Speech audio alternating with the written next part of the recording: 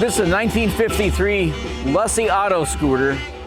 The original would have been about half the size. They have them in Knoebels. They were made for the amusement parks, and I decided to copy one. So I went to Knoebels, I measured it, took a lot of templates, spent about 8 hours, and went home and started building one. It's all made out of fiberglass.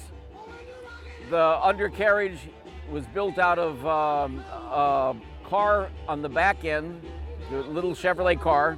The front end has a motorcycle wheel in it, so it'll turn on a really quick turn, as the bumper cars would. Okay, the whole car is made out of fiberglass. This is, of course, stainless steel, but it's all a fiberglass body that was molded to match what a Lussy bumper car would be. But it's twice the size, and it's made where I'd like to get it registered as a motorcycle. It's a 3-wheel, 2 wheels in the back, the Chevrolet.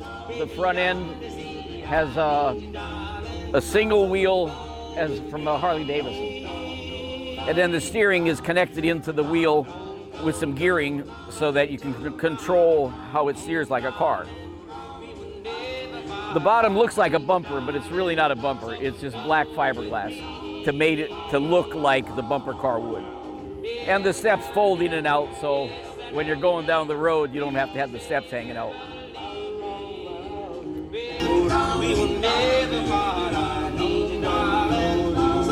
It's an automatic transmission, so it just runs as the bumper car would. You step on the gas and it goes.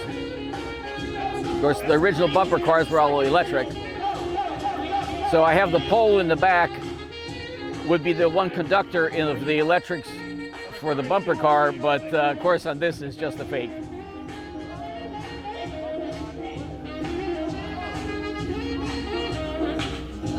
I'm Dan Ruhorkoff from over in Scott Township, live in Justice. This car took about 1.5 years to build, but I built some before this that I spent about 2.5 years on. And once you get the technique of working with fiberglass, it goes pretty quick. You just have to figure out how to get the shape that you want. And with the fiberglass, you can make any shape, really. You just have to make the mold. I'm retired, and this was actually my COVID project. I needed something to do that I could stay away from people and still keep my sanity and have something to do. So I hid in my shop for the most part and built this. And pretty much everything was delivered to the door, and that was that. It was a good way to stay secluded and yet stay busy.